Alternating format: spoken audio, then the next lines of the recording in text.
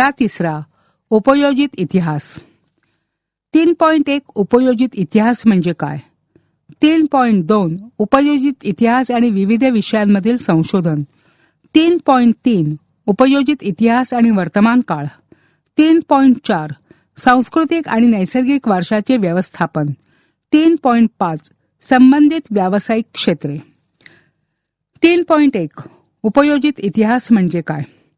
उपयोजित इतिहास या संज्ञेसाठी जनांसाठी इतिहास, पब्लिक हिस्ट्री अशा पर्यायी शब्दप्रयोग प्रचारात आहे. भूतकाळातील घटनांसंबंधीचे जे ज्ञान इतिहासाद्वारे होते त्याचा उपयोग वर्तमान आणि भविष्य काळात सर्व लोकांना कसा होईल याचा विचार उपयोजित इतिहास या विषयाद्वारे केला जातो. वर्तमानातील सामाजिक आव्हानांवर उपाययोजना करणे, सामाजिक उपयुक्ततेचे निर्णय घेणे यासारख्या गोष्टींसाठी पूर्वी होऊन गेलेल्या घटनांचे विश्लेषण दिशादर्शक ठरते. त्यासाठी इतिहासाचे ज्ञान आवश्यक असते. उपयोजित इतिहासाच्या क्षेत्रात केवळ तज्ज्ञ व्यक्तींचाच नव्हे तर सर्वसामान्य लोकांचा विविध अंगाने सहभाग असू शकतो. संग्रहालय, प्राचीन स्थळे यांना भेट देणारे पर्यटक या नात्याने त्यांचा सहभाग महत्वाचा असतो. पर्यटनामुळे लोकांमध्ये इतिहासासंबंधीची आवड वाढीस लागते. समाज मनामध्ये इतिहासाची जाणीव निर्माण होते. तसेच त्यांच्या स्वतःच्या शहरात किंवा गावात असणाऱ्या प्राचीन स्थळांच्या जतन आणि संवर्धनाच्या प्रकल्पामध्येही ते सहभागी होऊ शकतात. 3.2 उपयोजित इतिहास आणि विविध विषयांमधील संशोधन. इतिहास भूतकाळात घडून गेलेल्या घटनांशी संबंधित असतो. वर्तमानात दिसणाऱ्या मानवी जीवनाची घडण ही त्या घटनांवरच आधारलेली असते. या घटना राजकारण, सामाजिक, धार्मिक संघटन, तत्वज्ञान, तंत्रज्ञान आणि विज्ञान यासारख्या विविध क्षेत्रांमध्ये घडलेल्या असतात. प्रत्येक क्षेत्रातील ज्ञान संचयाचा स्वतंत्र इतिहास असतो. त्या त्या क्षेत्रातील पुढील वाटचालीची दिशा या ज्ञानसंचयाच्या स्थितीवर अवलंबून असते. त्या अनुषंगाने अनेक विषयांच्या संशोधनात इतिहासाची संशोधन पद्धती उपयुक्त ठरते. चौकटीमध्ये आहे जाणून घ्या. जनांसाठी इतिहास. इतिहासाविषयी लोकांच्या मनात अनेक गैरसमज असतात. उदाहरणार्थ, इतिहास हा विषय फक्त इतिहासकारांसाठी आणि इतिहास विषयाचा अभ्यास करू इच्छिणाऱ्या विद्यार्थ्यांसाठी असतो. दैनंदिन जीवनात इतिहासासारख्या विषयाचा काही उपयोग नसतो. इतिहासासारखा विषय आर्थिकदृष्ट्या उत्पादक क्षेत्रांशी जोडला जाऊ शकत नाही इत्यादी. अशा गैरसमजांवर मात करत इतिहासाची नाळ लोकांच्या वर्तमानातील जीवनसरणीशी जोडणारे क्षेत्र म्हणजे जनांसाठी इतिहास. परदेशातील अनेक विद्यापीठांमध्ये जनांसाठी इतिहास या विषयातील अभ्यासक्रम शिकवले जातात. भारतात बंगळुरू येथे Srishti Institute of Art, Design and Technology या संस्थेत सेंटर फॉर पब्लिक हिस्ट्री हा स्वतंत्र विभाग आहे. तिथे या विषयातील प्रकल्प आणि संशोधनाचे काम चालते. संशोधन इतिहासाची संशोधन पद्धती यामध्ये उदाहरणार्थ 1 तत्वज्ञान. विविध विचारसरणीचा उगम, त्यामागील वैचारिक परंपरा आणि त्या विचारसरणीच्या वाटचालीचा इतिहास समजून घेणे यासाठी तत्वज्ञानाचा इतिहास अभ्यासावा लागतो. पान 16. तत्वज्ञान समजून घेताना ते तत्वज्ञान ज्या भाषेतून व्यक्त झाले त्या भाषेचा इतिहासाचाही उपयोग होतो. 2 विज्ञान. वैज्ञानिक शोध आणि सिद्धांत याचा कालक्रम आणि त्या शोधामागील कारण परंपरेची साखळी समजावून घेणे यासाठी विज्ञानाचा इतिहास अभ्यासावा लागतो. गरज ही शोधाची जननी असते असे म्हटले जाते. अनेकदा वैज्ञानिक शोध हे मानवी गरजांची पूर्ती आणि जिज्ञासेचे समाधान करण्याच्या प्रयत्नातून लागलेले असतात. त्यासाठी आधी अस्तित्वात असलेल्या वैज्ञानिक ज्ञानाचा उपयोग केला जातो. या शोधामागील कारण परंपरा, कालक्रम आणि समजून घेण्यासाठी विज्ञानाच्या इतिहासाचे ज्ञान उपयोगी पडते. 3 तंत्रज्ञान. कृषी उत्पादन, वस्तूंचे उत्पादन, स्थापत्य, अभियांत्रिकी इत्यादीमध्ये होत गेलेले बदल आणि त्यामागील कारण परंपरेची साखळी समजावून घेणे यासाठी तंत्रज्ञानाचा इतिहास अभ्यासावा लागतो. वैज्ञानिक शोध आणि तंत्रज्ञानातील प्रगती परस्परावलंबी असतात.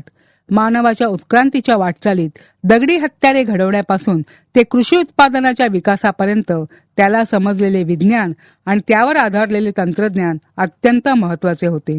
पुढे विज्ञानाच्या प्रगतीमुळे उत्पादन प्रक्रियांचे यांत्रिकीकरण होत गेले. ते कसे होत गेले, विज्ञान आणि तंत्रज्ञान कसे नेहमीच एकमेकांवर अवलंबून असतात हे समजण्यासाठी तंत्रज्ञानाचा इतिहास समजावून घेणे आवश्यक असते. 4. उद्योगधंदे आणि व्यापार. उद्योगधंदे आणि व्यापार यामुळे मानवी समाजांमधील परस्पर व्यवहारांचे क्षेत्र विस्तारते. त्यामुळे सांस्कृतिक संबंधांचे जाळे सतत विकसित असते. उद्योगधंदे आणि व्यापाराच्या व्यवस्थापनाचाच हा एक भाग असतो. त्यांचा इतिहास समजून घेणे महत्वाचे असते. बाजार आणि व्यापार यांचे स्वरूप बदलत गेले. या सर्वामागील मानवी नात्यांचे स्वरूप आणि समाजी रचना बदलत गेली. हा सर्व प्रवास समजण्यासाठी सांस्कृतिक घडण, सामाजिक रचना, आर्थिक व्यवस्था इत्यादींचा इतिहास अभ्यासावा लागतो. 5. व्यवस्थापन शास्त्र. उत्पादनाची संसाधने, मनुष्यबळ आणि उत्पादनाच्या विविध प्रक्रिया, बाजार आणि विक्री यांच्या व्यवस्थापनाच्या साखळीत त्या संबंधातील भूतकालीन यंत्रणा कशा होत्या हे समजावून घेणे आवश्यक असते. या साखळीत गुंतलेल्या विविध स्तरांवरील लोकांची परंपरागत मानसिकता समजून घेण्यासाठी या सर्वांचा डोलारा ज्या वेगवेगळ्या सामाजिक आणि आर्थिक संस्थांच्या संघटनांवर अवलंबून असतो त्यांचा इतिहास समजला तर वर्तमानात विविध पातळ्यांवरील व्यवस्थापन करणं सोपं जातं. 6. कला. विविध कलाक्षेत्रांमधील अभिव्यक्ती व त्यामागील वैचारिक, भावनिक, सांस्कृतिक परंपराच्या आधाराने झालेल्या कलांचा विकास समजावून घेणे महत्वाचं असतं. कोणत्याही कलाविष्काराचं मर्म, कलाकृतीच्या निर्मात्याची मानसिकता आणि विशिष्ट कलाशैलीच्या विकासाचा क्रम सांस्कृतिक इतिहासाच्या अभ्यासाद्वारे समजू शकतो. 7. मानव्य ज्ञानशाखा. इतिहास, पुरातत्व, समाजशास्त्र, मानवशास्त्र, राज्यशास्त्र, अर्थशास्त्र यासारख्या ज्ञानशाखांचा उगम आणि विकास यांचा इतिहास समजावून घेणे हे या ज्ञानशाखांच्या अभ्यासाचा आवश्यक भाग आहे. तत्वज्ञान ही विज्ञान आणि इतर सर्वच ज्ञानशाखांची जननी मानली जाते. वैश्विक पसार आणि मानवाचे त्यातील अस्तित्व यांचा परस्पर संबंध समजून घेण्याच्या जिज्ञासेतून जगभरातील सर्वच मानवी समाजांमध्ये त्या संबंधींची अनुमाने लोक बांधू लागले. त्यातून जगाच्या उत्पत्ती संबंधीच्या कथा, सृष्टीचक्र आणि मानवी जीवनासंबंधीची मिथिके, देवदेवता संबंधीच्या कल्पना आणि त्या देवदेवतांना प्रसन्न करण्यासाठी केलेले विधी, त्यासंबंधीचे तात्विक विवेचन यांचा विकास झाला. 17. प्राचीन लोकांनी केलेल्या या गोष्टींविषयीच्या विचारात तत्वज्ञानाची बीजे आहेत. इथे उल्लेख केलेल्या मानव्य शाखेतील विविध शाखांचा विकासाला तत्वज्ञानातील सिद्धांताचा पाया आहे. इतिहासाच्या आधारे या वाटचालीचे आकलन होऊ शकते. 3.3 उपयोजित इतिहास आणि वर्तमान काळ. इतिहासाचा दैनंदिन व्यवहारामध्ये उपयोग काय असा प्रश्न नेहमी विचारला जातो. उपयोजित इतिहास म्हणजे काय या प्रश्नाच्या उत्तरात वरील प्रश्नांचे उत्तरही आपोआप मिळते. भूतकाळाचे मूर्त आणि अमूर्त स्वरूपातील अनेक अवशेष वर्तमान काळात अस्तित्वात असतात. त्यांच्याबद्दल आपल्या मनात कुतूहल असते, आत्मीयता असते. त्यांच्या अस्तित्वाचा इतिहास आपल्याला समजून घ्यावासा वाटतो, कारण ते आपल्या पूर्वजांनी निर्माण केलेल्या कलाकृतींचे, परंपरांचे अवशेष असतात. तो आपला सांस्कृतिक वारसा असतो. ती आपली ओळख असते. त्याच्या इतिहासाचे ज्ञान आपल्याला आपल्या उगमाकडे घेऊन जाणारे असते.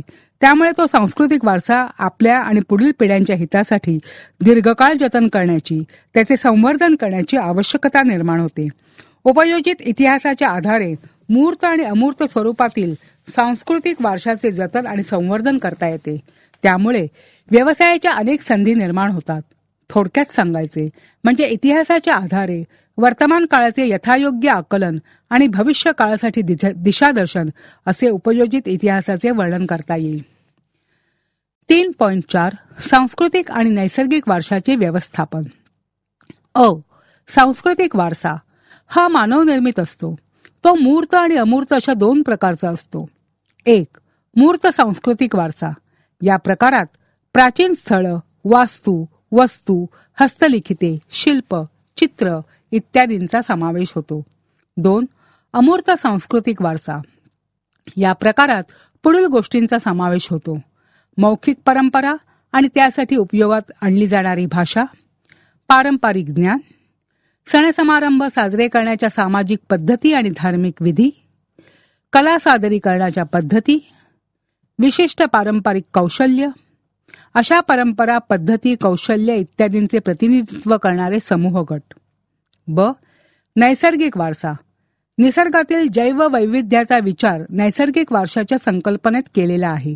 त्यामध्ये पुढील गोष्टींचा समावेश होतो. 1. प्राणी. 2. वनस्पतीसृष्टी. 3. त्यांच्या अस्तित्वासाठी आवश्यक असणाऱ्या परिसंस्था आणि भूरचनात्मक वैशिष्ट्ये. पुढील मानवी पिढ्यांच्या हितासाठी आपल्या वारशांचे जतन होणे आवश्यक आहे. नामशेष होण्याच्या वाटेवर असलेल्या सांस्कृतिक आणि नैसर्गिक वारशाचे जतन आणि संवर्धन व्हावे या हेतूने युनेस्को या जागतिक संघटनेने काही दिशादर्शक तत्व जाहीर केलेली आहेत.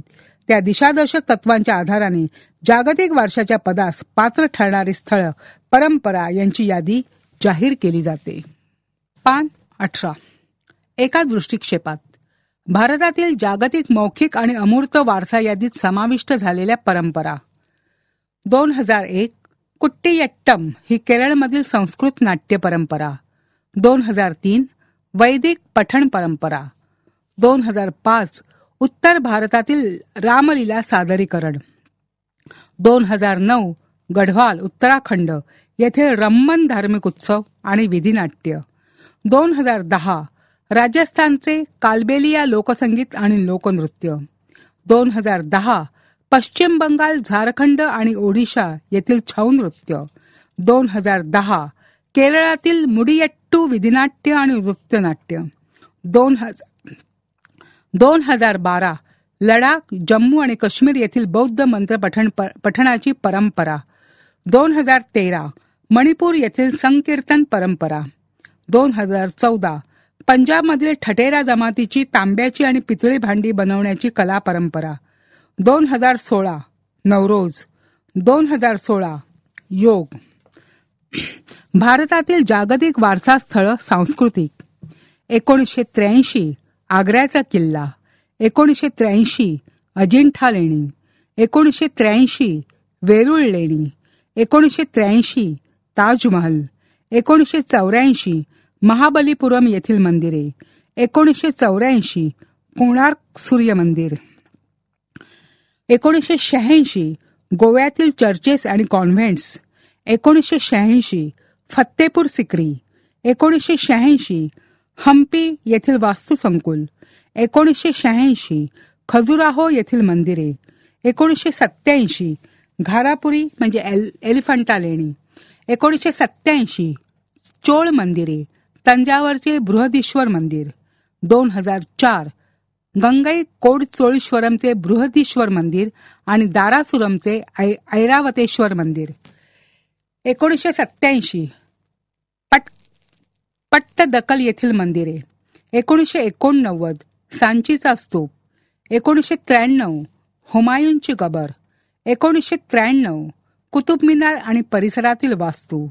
1999 1 Darjeeling Himalayan railway. 2 Nilgiri mountain railway. 3 the कालका शिमला रेल्वे. 2002 बोधगया येथील महाबोधी मंदिर आणि परिसर. 2003 भीमबेटका येथील शैलाश्रय. 2004 चंपानेर पावागड पुरातत्वीय स्थळ. 2004 छत्रपती शिवाजी महाराज टर्मिनस मुंबई. 2007 लाल किल्ला दिल्ली. 2010 जंतर मंतर जयपूर. 2013 राजस्थानमधील पर्वतीय किल्ले. 2014 गुजरातमधील पाटण येथील राणी की बाव. 2016 नालंदा महाविहार पुरातत्वीय स्थळ. 2016 चंदीगड येथील कॅपिटल कॉम्प्लेक्स. 2017 अहमदाबाद ऐतिहासिक शहर. भारतातील जागतिक वारसा स्थळे नैसर्गिक. 1985 काझीरंगा राष्ट्रीय उद्यान. 1985 केवलदेव राष्ट्रीय उद्यान. 1985 मानस वन्यजीवन अभयारण्य. 1987 सुंदरबन राष्ट्रीय उद्यान. 1988 नंदादेवी आणि व्हॅली ऑफ फ्लॉवर्स. 2005 राष्ट्रीय उद्यानं. 2012 पश्चिम घाट. 2014 ग्रेट हिमालयन पार्क. भारतातील मिश्र स्वरूपाचे जागतिक वारसा स्थळ 2016 कांचनगंगा राष्ट्रीय उद्यान. पान 19. युनेस्कोच्या जागतिक नैसर्गिक वारशाच्या यादीत पश्चिम घाटाचा समावेश 2012 मध्ये केला गेला आहे. सातारा जिल्ह्यातील कास पठार पश्चिम घाटरांगांमध्येच आहे. सांस्कृतिक आणि नैसर्गिक वारशाचे व्यवस्थापन हे उपयोजित इतिहासाचे एक प्रमुख अंग आहे. या वारसाचे जतन आणि संवर्धन करण्याचे बहुतांश काम भारत सरकारचे पुरातत्व खाते आणि भारतातील प्रत्येक राज्य शासनाची पुरातत्व खाती करत असतात. एनटॅक ही Indian National Trust for Art and Cultural Heritage स्वयंसेवी संस्था या क्षेत्रात 1984 पासून कार्यरत आहे. सांस्कृतिक आणि नैसर्गिक वारशाच्या स्थळांच्या जतन आणि संवर्धनाच्या प्रकल्पामध्ये अनेक विषयातील तज्ज्ञांचा सहभाग आवश्यक असतो. या सर्वांमध्ये संबंधित स्थळाच्या सांस्कृतिक, सामाजिक, राजकीय इतिहासाची जाणीव निर्माण करण्याचे काम उपयोजित इतिहासाद्वारे करता येते. त्यामुळे एक प्रकल्पांतर्गत वारसा स्थळाचे मूळ स्वरूप न बदलता जतन आणि संवर्धनाची कामं करणं शक्य असते. 2. स्थानिक समाजाची घडण आणि मानसिकता, त्यांच्यापुढे असणारी वर्तमानातील विविध आव्हानं, स्थानिक लोकांच्या अपेक्षा यांचा आढावा घेता येतो. 3. सांस्कृतिक वारसा स्थळांचे जतन आणि संवर्धन करत असताना स्थानिक लोकांच्या भावना दुखावल्या जाऊ नयेत यासाठी कराव्या लागणाऱ्या उपाययोजनांचे नियोजन करता येते. 4. स्थानिक लोकांना त्या प्रकल्पात सामील करून घेता येते. 5.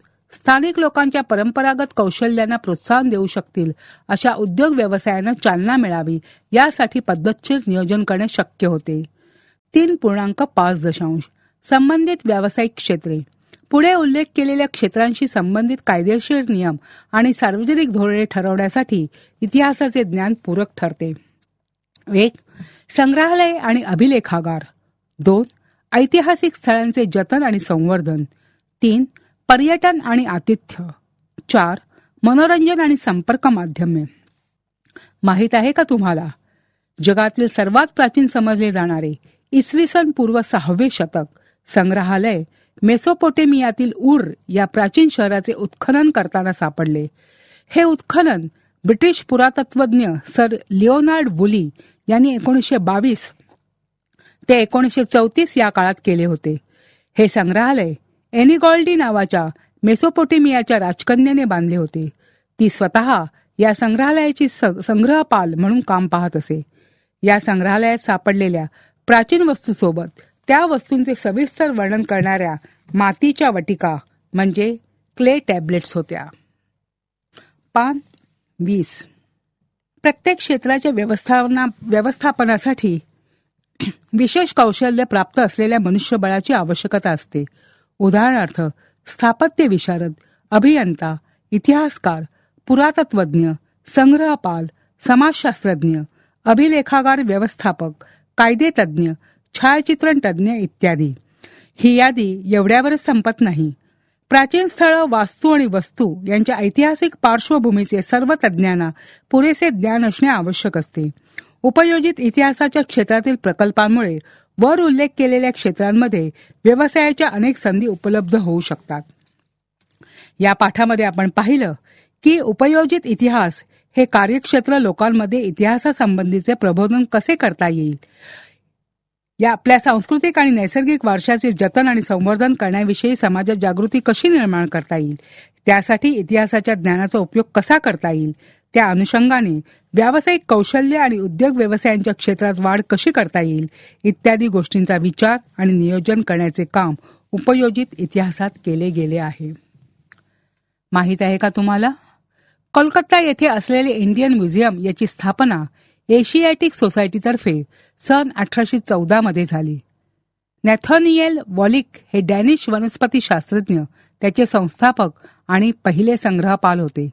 इथे दिलेले संग्रहालयाचे छायाचित्र 1905 सालचे आहे. संग्रहालयाचे कला, पुरातत्व आणि मानवशास्त्र असे 3 प्रमुख विभाग असून त्यांच्याशी संलग्न असलेले जतन, प्रकाशन, छायाचित्रण, प्रदर्शन, सादरीकरण, प्रतिकृती निर्मिती, प्रशिक्षण, ग्रंथालय, सुरक्षा असे विभाग आहेत. माहिती करून घ्या. अभिलेखागारामध्ये महत्वाची जुनी कागदपत्र, दप्तर, जुने चित्रपट इत्यादी जतन करून ठेवली जातात. भारताचे राष्ट्रीय अभिलेखागार दिल्लीमध्ये आहेत. भारतातील प्रत्येक राज्याचे स्वतंत्र अभिलेखागार आहेत. वैशिष्ट्यपूर्ण अभिलेखागार.